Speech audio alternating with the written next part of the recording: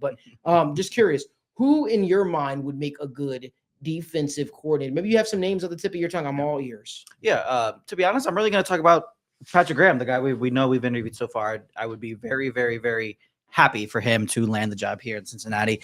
And, I don't think many people talked about that throughout the season because it even slipped my mind for most of the time because his contract just ended. That's not really like, the avenue of like coaching. I don't feel like you really see that very often. Either somebody's fired or, they're just, and then they go take a position coach from somebody else. It's very, I don't want to say it's very rare, but you don't often see a good candidate just hit the open market, no extension or no firing in place one way or the other.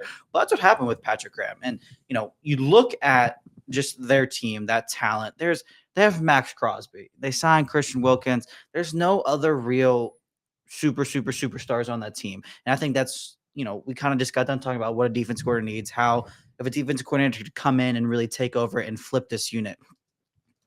What Patrick Graham did with the Raiders this year is very admirable. He did it without Max Crosby for a lot of the year. He did it without Christian Wilkins, who we all wanted, and he still put together a better defense than what the Bengals put out there. He had guys like Caleb Chason out there wrecking games this year, which is, could you imagine if the Bengals just picked up a pass rusher off the street and had them dominate games against division opponents?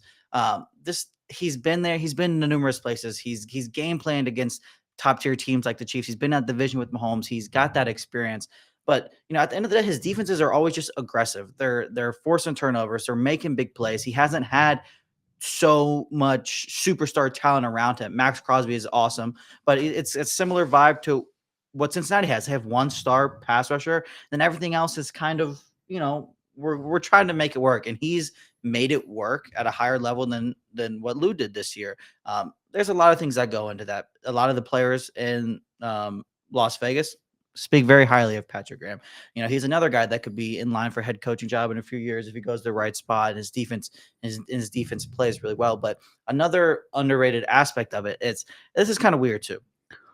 Me and Daniel have talked about stuff like this a little bit, but when you bring in a new defensive coordinator, they don't want to necessarily change your personnel, but they're going to have their guys that they like.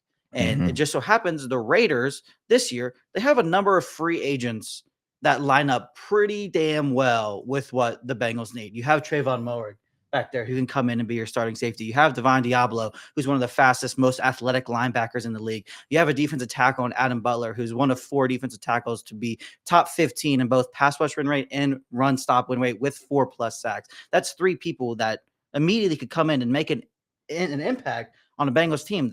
They have 3 specific needs. Those are 3 positions where you need, the vocalness. You need the people that could be able to relay plays. You add a linebacker, that's a pretty important position when it comes to getting people set. Same thing with safety. So just it's not obviously we're going to hire him. He's going to bring these 3 guys, but that stuff does happen. They're going to bring people they like, and it works out. And it's a very easy pathway, I think, for the Bengals to move. We're gonna get a new DC. We're gonna get an aggressive guy, a players coach, a guy that likes, and he can bring over a handful of. I think even Caleb Chason's a free agent if he really loved him that much.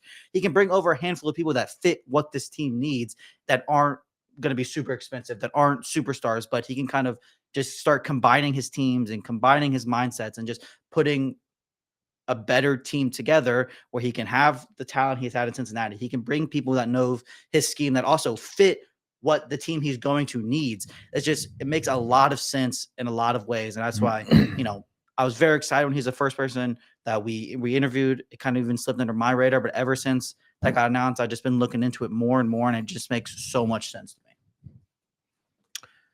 Daniel? Yeah. No, I'm a huge fan of it. I think you hit the nail on the head with him. And I think that it sucks for me because he was the first guy interviewed. Yeah. And I think that that's the part where it's like, typically, and this from what I've seen, like you'd probably would have a good idea within the next, obviously they want to go through the process, but hey, if that's the guy that you love, like you should be looking within this next week. Hey, let me get him scooped up because I've got a feeling he's going to get some other interviews as well. But I like him. I like him a lot.